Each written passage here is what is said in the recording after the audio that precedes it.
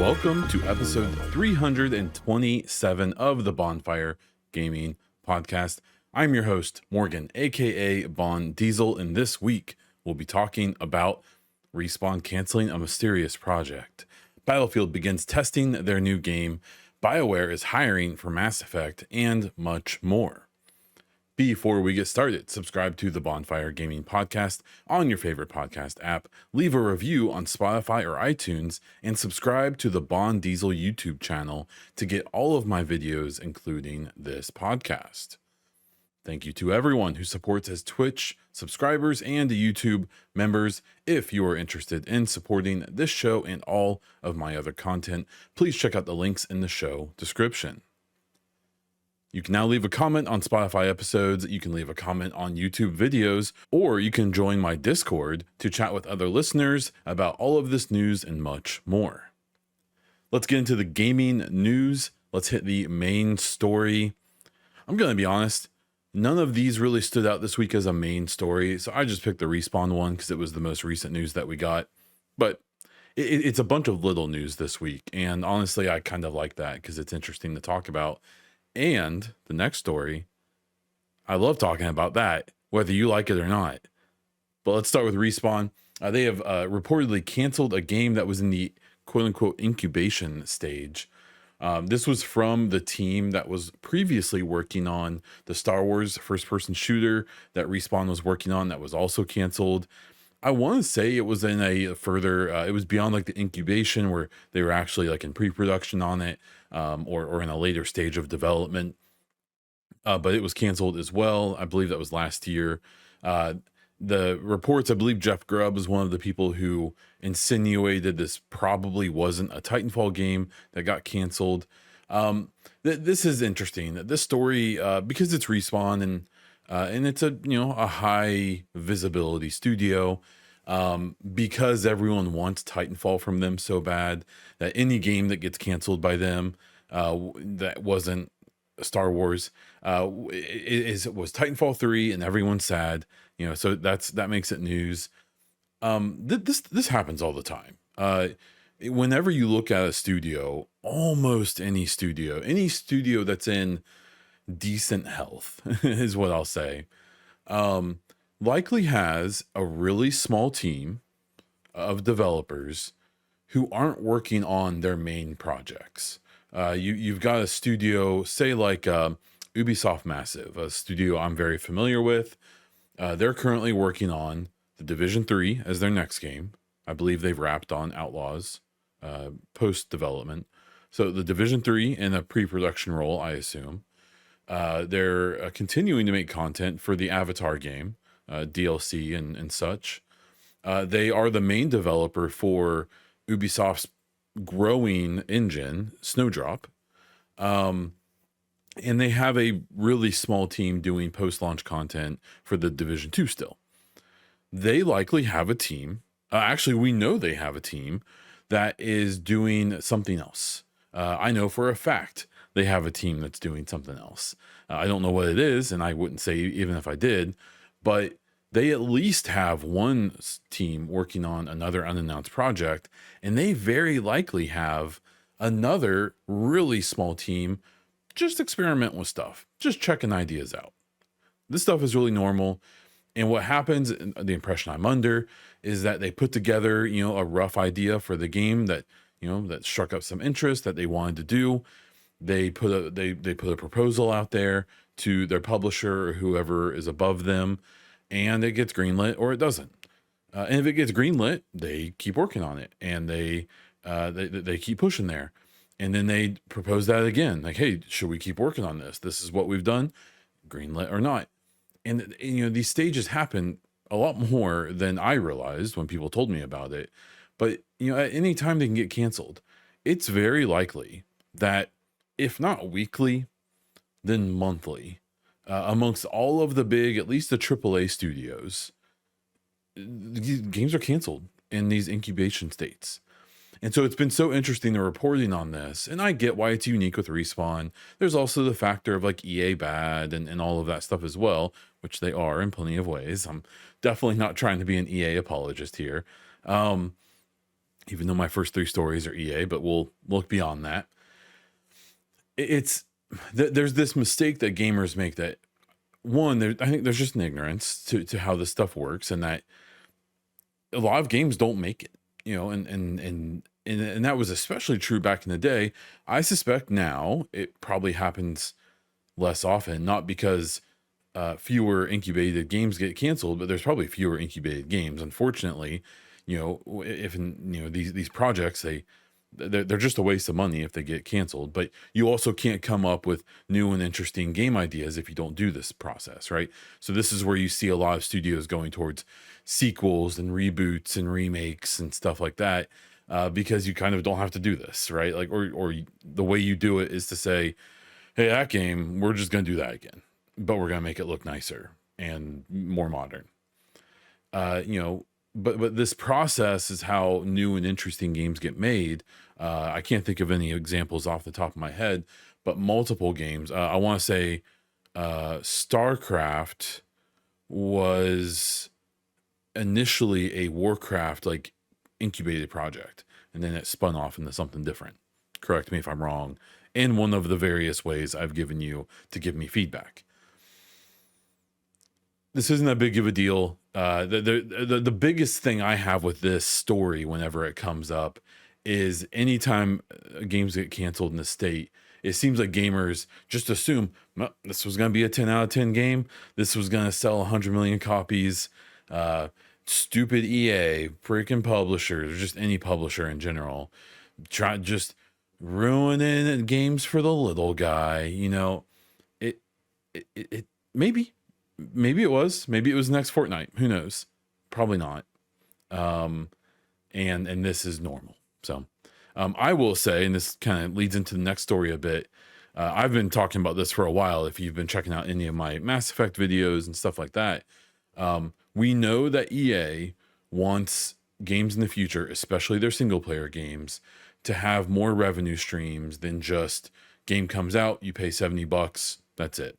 This is what happened recently with Dragon Age of the Veilguard, which even if it didn't sell as well as they wanted it to, they also didn't do anything for DLC and for any kind of really even buying cosmetics and stuff, which, like, I'm not trying to be a proponent of loot boxes and all of that.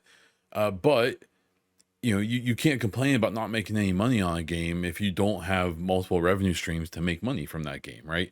So there's no DLCs, there's no expansions, there's no even downloadable content for it. I think I want to say there was some pre-order bonuses, and then for the N7 day, for the Mass Effect Celebration Day, they did a crossover kind of lore or kind of teaser thing where there's some Mass Effect styled gear in Veilguard, but nothing paid. Like, literally all of the money they're going to make on that game is from when it came out, when people bought it, and now any deals they signed with streaming. So it's going to be on the PlayStation Plus Essentials or whatever, where if you have that service, you'll just own Dragon Age as long as you download it, right? I very, very much expect it to show up on Game Pass, either through EA Play, which I think it's going on fairly soon, or it'll just be on regular Game Pass, as I think Mass Effect Legendary Edition has been and things like that. So, they'll get those revenue streams as well, but not any others. I suspect the next Mass Effect and any other games that EA puts out, single player games, including the next Jedi game from Respawn, is going to need more revenue streams than just the next Mass Effect game has been released. Here's $70, nothing else. I suspect it's going to have downloadable cosmetics.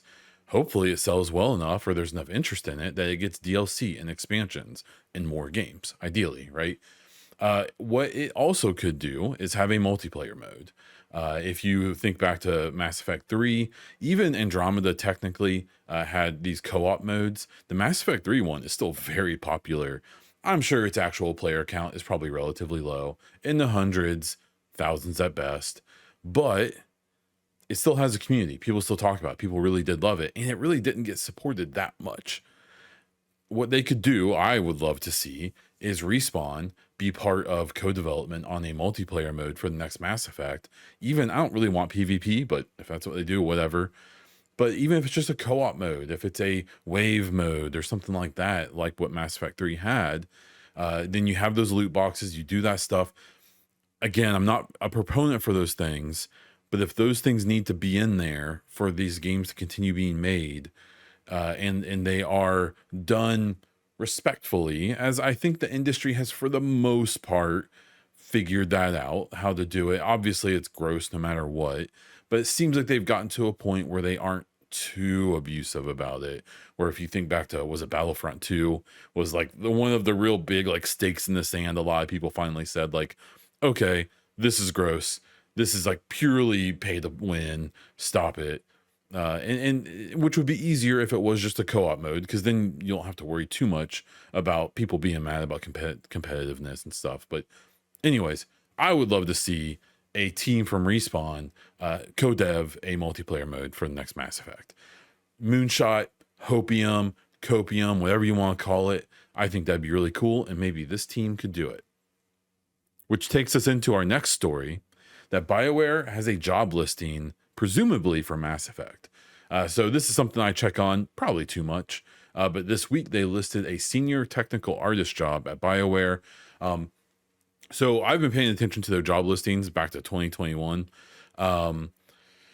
Back then in 2021, 22, and even mid 23, they had job listings that were specifically for Mass Effect, and it would say that in the job listing. They were mostly director jobs, so people like Mary DeMarley, who came from Eidos Montreal over to BioWare to be the narrative director of the next Mass Effect, who's still there. There's a half dozen or more directors that they hired, and as far as I know, are still there. So they've all been there for 2-3 years at this point. They did some pre-production on the next Mass Effect, and then we found out, fairly recently, that they all spent a year and a half on Veilguard to get that shipped, but now, presumably, they're back on Mass Effect. To the point where, fairly recently, the project director on Mass Effect said that he just had a meeting with Mary DeMarley, and from the reaction from other devs there, presumably the whole team, where I assume they talked about the narrative of the next game, and likely put in, hit some kind of milestone with that. So, anyways, this new job listing is the first one I can find that they've listed for Mass Effect since 2023, late 2023 or mid. That's notable because it's the first one in a while. They've done other hirings, but they've either not said for what, or it was specifically for Veilguard in kind of the wrap up of that development. It's also notable because fairly recently, they just placed hundreds of devs, it sounds like, with other studios in what was supposed to be a temporary placement and then turned into a permanent one. And they also laid some devs off. It was mostly writing staff.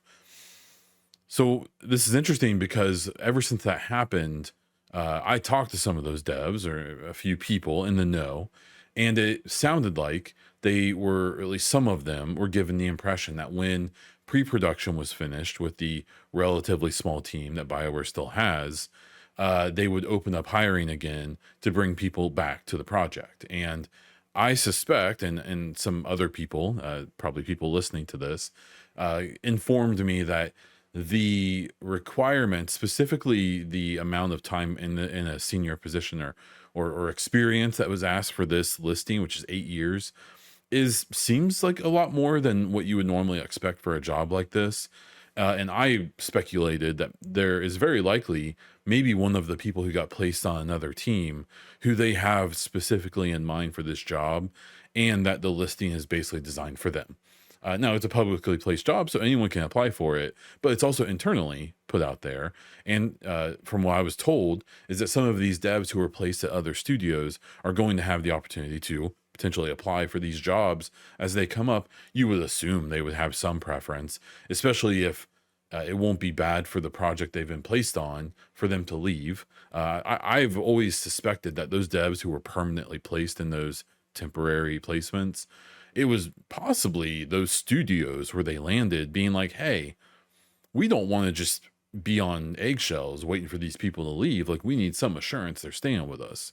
So my guess is that they made those placements permanent to make those studios happy, and then they would have to go through a fairly normal, what sounds like, or common process in these giant corporations, where if you want to go from one studio to another, from one department to another, you just apply for one of their open positions, and either you get it or you don't.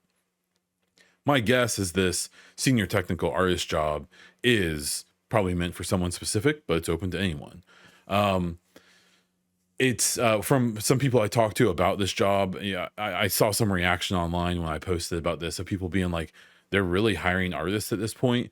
My impression is that game dev position titles are weird because to people outside of the industry, including myself, they this is an artist, someone who's drawing art, who's making models or whatever. I'm under the impression this isn't that at all. That in fact it would be someone who is almost like a consultant. From when I kind of did a more detailed read of the job description, it sounds almost like someone who would be kind of a consultant to various teams working on the game, who would kind of be doing like workflows and stuff like that, who in a pinch could be helping with some specific tasks. But it sounds like they're almost more of like almost a go-between, or someone who's going to be designing systems for all the teams to work together. Because again, if you don't know much about game dev, it's not like it's a room full of people all working on the same stuff at the same time. It's these teams of people who are all individually working on parts of the game, especially early in development and full production. And then there's people whose only job really, and I don't want to say only in a derogatory way, but their job is to bring all these teams together and all of the things they're working on together into a game. Because, from the impression I've gotten from talking to game devs for the last almost 10 years, is that that's the hardest part. Especially because you often have teams who are having a better time, teams who aren't, who they're ahead of their schedule, teams who are behind on their schedule. And it's people, I assume, like these tech artists or people in the director positions and such, and the senior positions. It's their job to make this all come together. So that's what it seems like this is. What I'm gonna say is, because this is only one listing, I don't want to go so far as to be like, oh, they're about to announce they're in full production. I would expect to see a bigger or a more numerous amount of jobs before I think like, oh, okay, they're ramping up for full production. What I will say is that with recent news with BioWare and EA, but especially BioWare, with all the layoffs they've had over the last few years, any positive move is hopeful. There's tons of people who are worried the next Mass Effect may never even be made. I am not that pessimistic, but I can't blame other people for being. This seems like a sign that things are moving in the right direction if they are going out of their way to start putting numbers back into that team. So we'll see. I do have a whole video on this specifically. If you want to go check that out, it's on my YouTube. It's the most recent one, more than likely, when you're listening to this. The next story is the next Battlefield game has begun using their labs initiative and has had their first test, presumably, or from the rumor, their first labs test has happened on March 7th of this year. It's the day I'm recording this. They already had one of the people that was streaming it on Twitch that obviously got taken down extremely quickly. But some people did get some screenshots of the UI, and I've heard there's other screenshots. I've only seen the UI. It looks great. It looks like old, like it reminds me of like BF3, BF4. I am very much expecting this next game to really be Battlefield 4 or 3, whatever, with obviously the newer tech and such of 2042, and even newer than that, because Frostbite has advanced quite a bit since then, even since that game got made, with the lessons from that game, right? And some of that game is beautiful. Battlefield 2042 is a very pretty game, and I forgot that it's a cross-gen game. That it works on the old Xbox One and the PS4 as well, where the next game won't be. The next game is going to be current gen and forward, right? So The one thing I've seen looks great. They have the old classes and stuff back instead of what they did with 2042, which I still hate, with the like Overwatch style like heroes or whatever you want to call them. Um, I'll have to wait and see. I didn't get into this test. I'm super bummed that I didn't. I really wish I would have, but I did sign up, and hopefully I'll get into some of it moving forward. They also did post a kind of blog on Twitter, where they talked about how it sounds like, it looks like they're going to do multiple blogs talking about the various things that they're working on. This one was about gunplay and movement. It was a discussion about how they're testing that and how the testing process is working. What I found interesting is that they're bumping the server tick rate, which is how often the server updates everyone who's playing. So they're going to try to do 60 hertz. So that means 60 times a second. It's going to be refreshing where all the players are, where they're looking, where they're shooting, where all the vehicles are, where things are happening on the map, buildings falling over, being damaged, things like that. There's like one good example, and I can't remember the exact tick rate, but The Division is a game I love, and I played a lot. I very much got away from the PvP in that game because for lots of reasons, but one of the big things is that their servers run, if it's 30 hertz, I think that may be on the high level. I don't even know if it's that high. And when you play games, multiplayer games, especially competitive games, you want it to be as high as possible, because it's when you have when you play games, multiplayer competitive games, when you run around a corner and you feel like you were clearly around the corner and then you die, uh, the player who shot you, they weren't cheating, they still saw you. And that often happens for lots of reasons, but one of the reasons can be if the tick rate of the servers you're playing on is too low. So if it's not updating often enough, other players can still see you and they can shoot you. And if it's not updated in the server quick enough, the server still thinks you're there, even if you aren't on your own screen, because they haven't synced up yet, and you can die, and it leads to lots of frustration and things like that. So just that one thing is exciting that they talked about in that blog. It's also kind of controversial, it sounds like, that they are going to be doing like the diving and stuff like that. I even saw from like medium heights, when you fall, instead of just like splattering on the ground, if it's a reasonable height, your player can do like a roll out of the jump. I'll be curious how they treat all of that.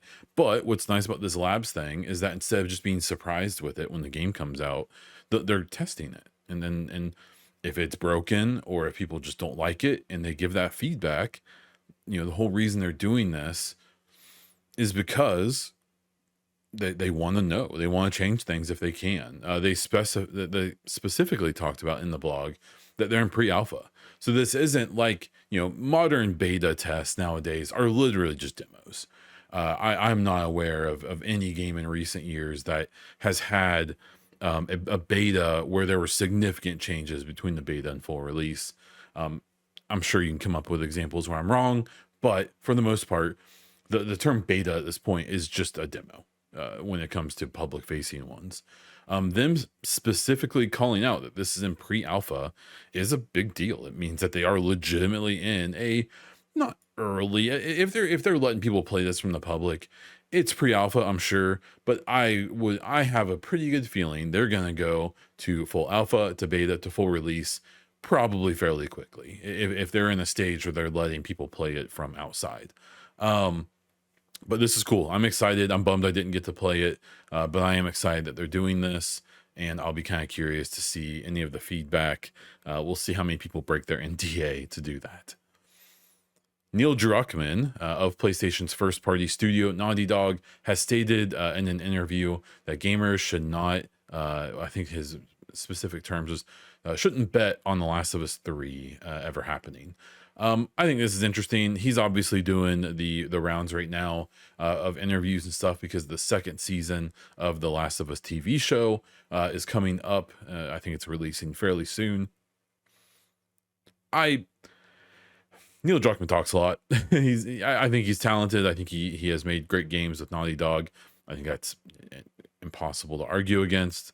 I think that he may not want to make a Last of Us 3. I could see that for sure. I suspect, especially with the disastrous live service push that PlayStation is currently still dealing with the fallout from and is still going through.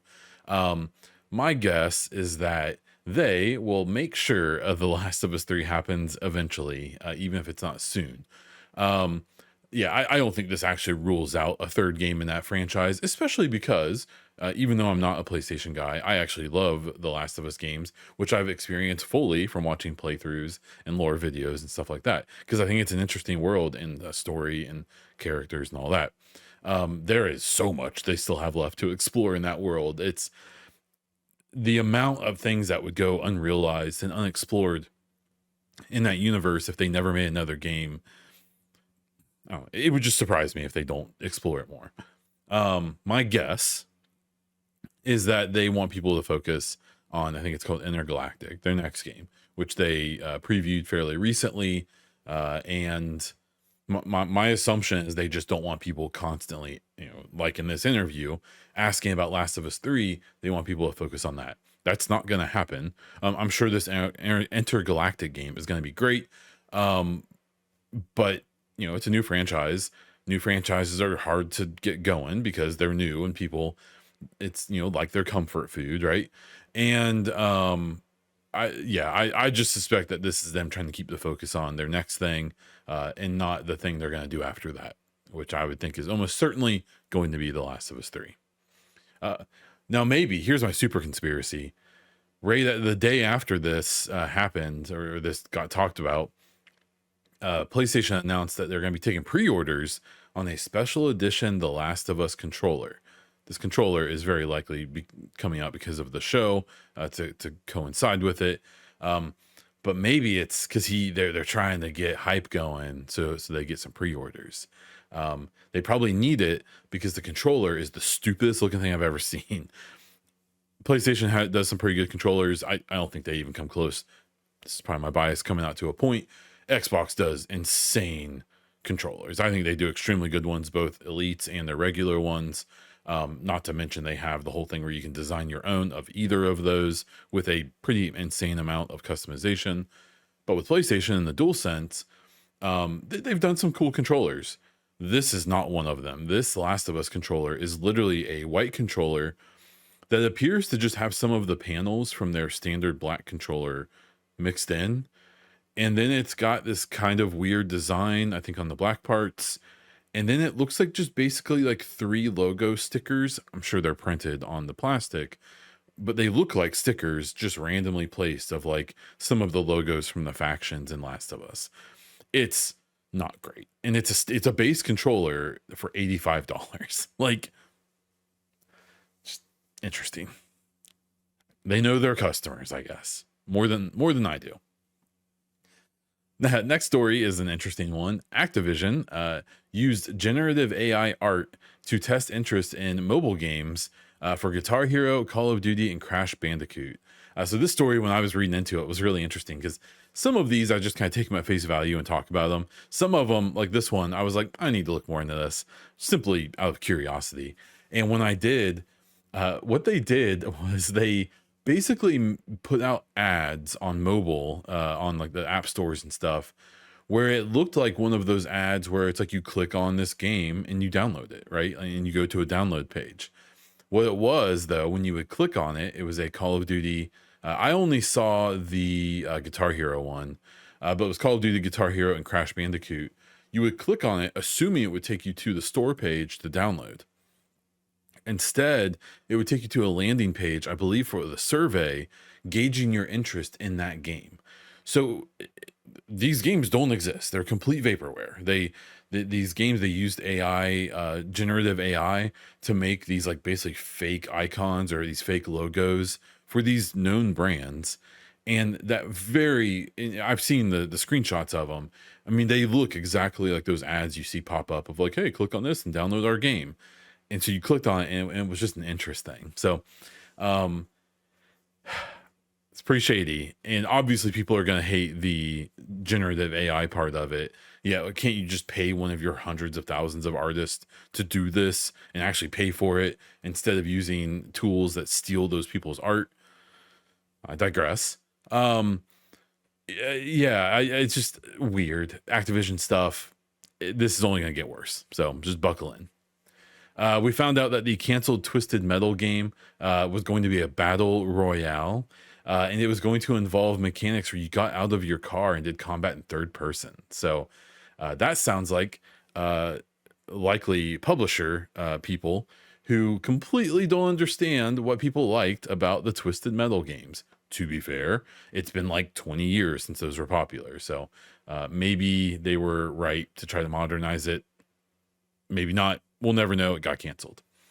Sega has come out and stated pretty clearly that they plan on releasing fewer games, but did kind of reinforce that they want to, reinvest and kind of really invest more into their biggest studios, including Atlas, RGG, and the Sonic team. Yeah, I mean, this makes sense. I think this is unfortunately going to be a trend that's only going to be more common of fewer games that won't really be fewer bigger games. It's probably gonna be fewer games that are of typical gaming size now, if not smaller. It's just getting more expensive to make games. These companies are trying to get more slim and more quote unquote efficient. And for better or worse, it just means that we aren't going to have, I recently talked about it with BioWare, and that Mark Dara, a former employee there, showed a chart where, like, when BioWare started in their early days, they had teams working on 6 or 7 games at a time, with a not that big of studio, 4, 5, 600 people.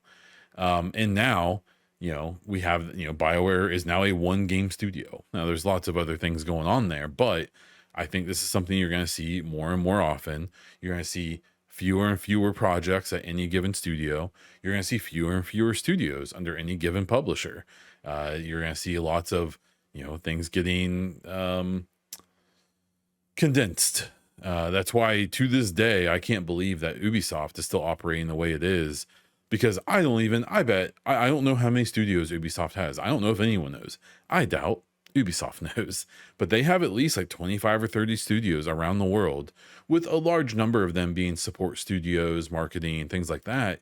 But like, like whenever you see reports about Ubisoft games, you'll often see things cited of like Ubisoft Sydney, Ubisoft Berlin, Ubisoft, like, just, pick out your city and there's probably an Ubisoft studio there. So yeah, this thing with Sega, it makes sense, especially with those particular studios being almost certainly their big money bringers, and that are putting out products that people love. It makes sense. Starfield's Twitter account has suggested in a quote tweet that there will be more announcements about more content sooner than later. I'm assuming they're going to announce a DLC or some kind of expansion during this year's Xbox showcase.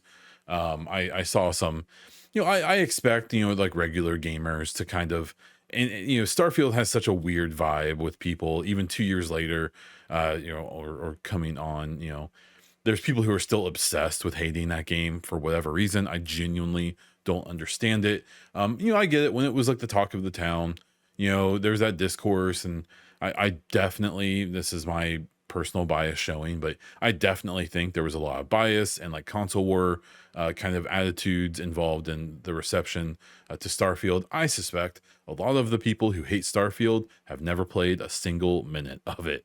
And there's people who played it who didn't like it, and that's fine too. But I would be willing to bet that a lot of the discourse was very dishonest here, but that's just my personal gut feeling. I love Starfield, actually. I think Starfield is a really good game. I had a ton of fun with it, and I believe it was my number 2 game that year, 2023, behind Baldur's Gate. I mean, it was impossible. I love Starfield. I really enjoy it. I'm a big defender of it. Baldur's Gate 3 may be one of the best games ever made in a very broad sense. So, and I enjoyed the Shattered Space DLC. It was more Starfield, but I like Starfield, so that was okay with me, with some improvements for sure. They've done a bunch of great updates. There's a ton of really great mods out there now. Their in-game mod system works extremely well. I've been very happy with it, and it's very prolific.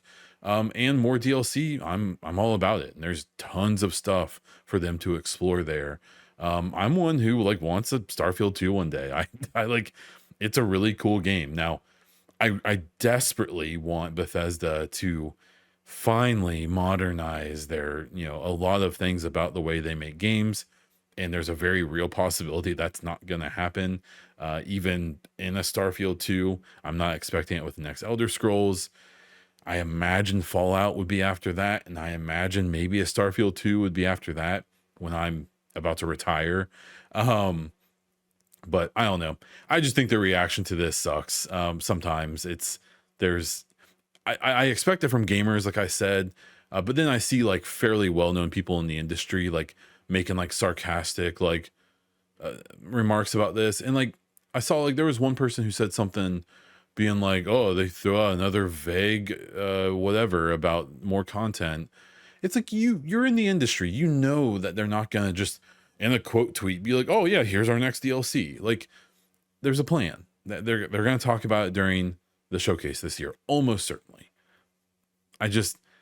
I really hate how it's become so common, especially in the last 4 or 5 years, where these people who know their stuff, who are in the industry, who talk to devs all the time, who understand hopefully how this stuff works, who just, especially recently, just will play dumb and do this passive aggressive sarcastic stuff 100% just to tap in to the rage bait, clickbait, sensationalism kind of meta right now when it comes to covering games or media in general, or just the world in general.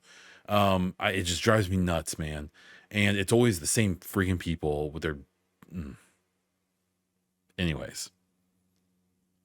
PlayStation Visual Art Studio and Malaysia Support Studio have been hit with layoffs.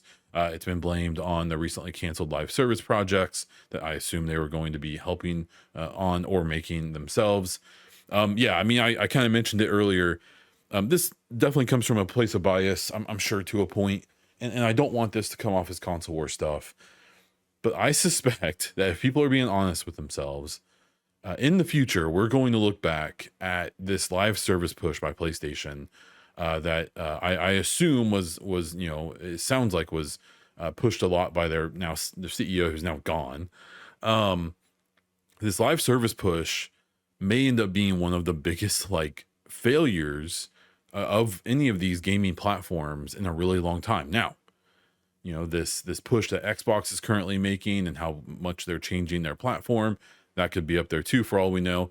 Just the release of the Xbox One generation is definitely on that list. But when you think about how few games PlayStation first party has put out in this generation, I'm not aware of any of their big games that have come out this gen that either weren't cross-gen or couldn't have been. You can't convince me that even Ragnarok couldn't have been a cross-gen game, but they want people to buy their PS5 and they were justified to not do that. But even Ratchet and Clank, even though it supposedly needed all this special tech, and we now know it didn't, it can run on a hard drive, it could have been cross-gen. So even the newest Spider-Man game probably could have been cross-gen as well. So now we're in a moment where the games after that, we're going to expect that the Intergalactic game and stuff like that are going to be pushing boundaries that really are. They are next-gen games, right? But they aren't coming out. The next Wolverine game, the next whatever, God of War is going to do next, the Santa Monica studio, like they aren't releasing any games. Astrobot was their biggest recent game, and that didn't sell very well. It's not a big game. It was well reviewed, and it's apparently amazing, but it's not one of their big games that's going to make them a ton of money. They're still selling lots of consoles, so I doubt they care yet too much, but it really seems like the amount of resources and money that was wasted on this live service push that has led to studios being shut down. One studio, they released one of these games, it was shut down after a week and they shut down the studio. Even Destiny, even Bungie, sounds like there's a lot of issues going on there, and they were supposed to be they're whisperers for this, that they were supposed to come in and make this live service push work, I assume. That live service push has likely pushed their generation back years at this point, and it's made me wonder like when we'll even see like a PS6, because I suspect that PlayStation is going to want to fully utilize the PS5, especially the Pro, before they move on and try to sell more consoles. But they're currently, even right now, in this gap where I'm telling you, if it was Xbox, the conversation about it would be insane if they had a gap this long of no first party exclusives. It helps that they've had some third party exclusives. They have some coming this year, like Death Stranding 2. But I just, it's weird. It's weird. And, they're still making a ton of money, I'm sure, but their profit margins are probably abysmal. I've seen some reports recently that their profit margins could be as low as 4, 5, 6%, when these companies want their profit margins to be in the double digits at least, if not 20 or 30%, like Nintendo. Xbox, I think, is somewhere in the middle. It's like between 10 and 15 or something, at least in the old documents that got leaked in the ABK acquisition. But yeah, it's weird times. It's strange times. So I'm curious what happens with PlayStation, even though I'm not one of their fans, really. I don't want them to do badly. I don't want people to lose their jobs and have their studio shut down, their projects canceled, all that. I think it sucks. So hopefully it turns around. We got some rumors that the Ubisoft Far Cry extraction-based game is being rebooted. I didn't even know this was a rumor. I just found out about it with this. This is gonna fail. Like, if it's an extraction game, it's gonna fail. The one game I think that's like an extraction shooter that, Fortnite, I guess, is technically that still. So that's obviously the tippy top. But the one I'm the most familiar with is Escape from Tarkov. That's a game that's still technically in beta. It isn't even 1.0 yet, but definitely saw its best days are behind it already. Even when it hits 1.0, it'll get a little boost. But I still think the best days of Tarkov are 2 or 3 years ago when it comes to player sentiment and stuff like that. I don't know anything about player numbers. I have a feeling they're not as high as they once were either. But that genre, like, Fortnite is Fortnite. It's like a whole different genre at this point. And then you have games like Tarkov, and then you had so many games like kind of half tried to copy what they were doing, but as far as I know, no one really went all in to try to copy them. There's even recently been some kind of overseas clones of it and stuff like that haven't really taken off. It like had a moment, and that moment's over. And as much as I actually like Ubisoft in some ways, it's the most Ubisoft thing ever that now, 3 or 4 years after the peak of that genre, they're trying to put out a game with it now. Like, I assume that's the reboot. Maybe they're getting away from that, but we'll have to see. We'll have to wait and see. Steam hit a new online player count record with over 40 million people logged in. I believe they said at the time there was a little over 10 million actually playing games. So lots of people just logged in, but I probably am right now as I'm recording this. And then we have news that Rockstar has acquired Video Game Deluxe and will rename it Rockstar Australia. I saw the thing that they've done is the LA Noir VR mode or game or whatever. So maybe they're going to VR. Maybe they're just looking for support studios. We'll have to wait and see. Obviously, everyone is eagerly anticipating news about the next Grand Theft Auto game. For news, that's all I have. For content updates, I have been approved to cover Assassin's Creed Shadows. I'll get a code for that. I'll probably be streaming it. I'll do either a full review or I'll talk about it here on the podcast. South of Midnight, I'm trying to get a code to review that. That comes out at the beginning of April. Assassin's Creed is here in a couple weeks. And then at the end of April, the Claire Obscure Expedition 33 is coming. I'm trying to get a code for that as well. And so we've got some new games coming. I've mostly been playing Mass Effect and Baldur's Gate 3, which I'm actually taking a break from until their next patch comes with some new stuff. I even dove into Cyberpunk 2077 again. I have an okay computer. I have a 7700X CPU. I have a 4070 Ti GPU and 64 gigs of RAM and all that.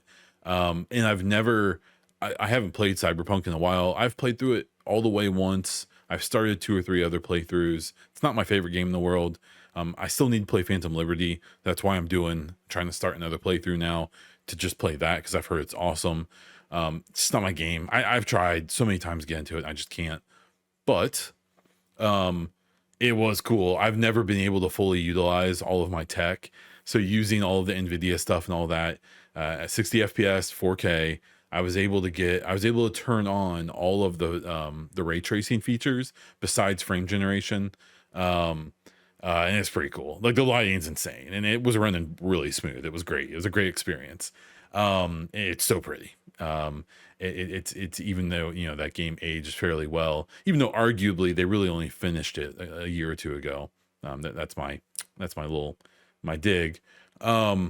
I mean, it's really cool, and it's obviously like a tech showcase. It's like a crisis or something, a modern crisis, where it's a, you know, NVIDIA and CDPR obviously put a ton of work into putting all of these features into it for it to be this big showcase game, especially for NVIDIA, and it shows. Even on my like kind of mid-tier setup, it's pretty. It does look really cool. It's a great looking game. So I'll keep dabbling with that, but I'll probably be playing lots of Mass Effect and Baldur's Gate, and hopefully Battlefield Labs soon. So keep an eye out on that. Obviously, I'll keep doing the podcast.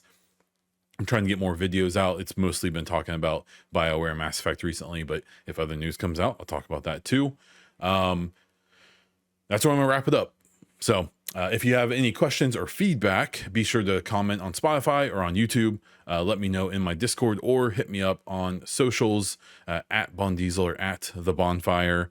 Thank you so much for listening to the whole show, and please consider supporting via the links in the show description. That is all I have for this episode of the Baunfire Gaming Podcast. So until next time.